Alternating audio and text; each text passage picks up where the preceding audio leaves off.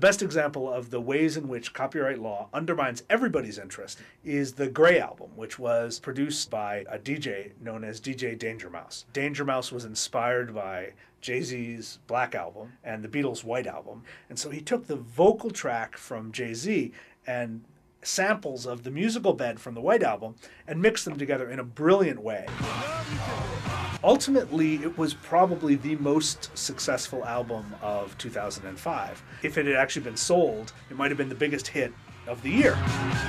I think that there is no getting away that if the record companies continue to try and stick to their old business model in the new technology, it will not work, and all that will happen is that it will slow down the development. Creativity itself is here on the line, and striking a balance between protecting the rights of those who own intellectual property with the right and the rights of generations of future young and old people to create is on the line. What we need to do as record labels and anybody that wants to work in music is really to rethink, how we want to sell music.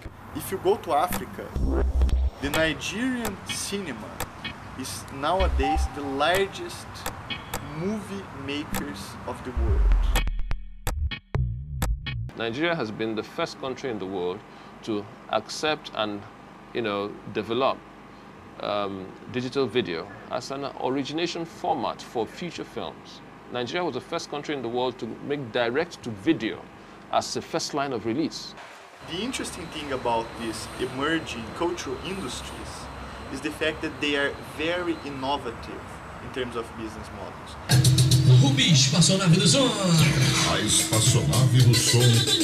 In the north of Brazil, you have, for instance, the Tecnobrega movement. Cyber DJ Beto Metralha.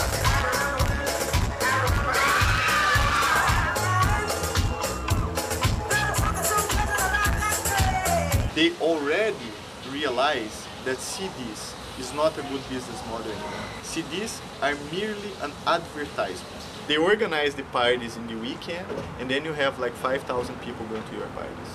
And when they do that, then you make money. I think the culture has changed. In the 60s, 70s, 80s, it was very much an individualistic kind of approach. And with the explosion of the internet, there's been a culture of, it's like a mixtape culture, really, where you borrow from that, you borrow from here, you make a mashup on video, you post it on YouTube. Everybody becomes a creator by taking pieces here and there from other people. I think there's absolutely no question that there's a risk that copyright will just atrophy and die. No one will enforce it. We've got to think about it in an incredibly radical way so that it makes sense.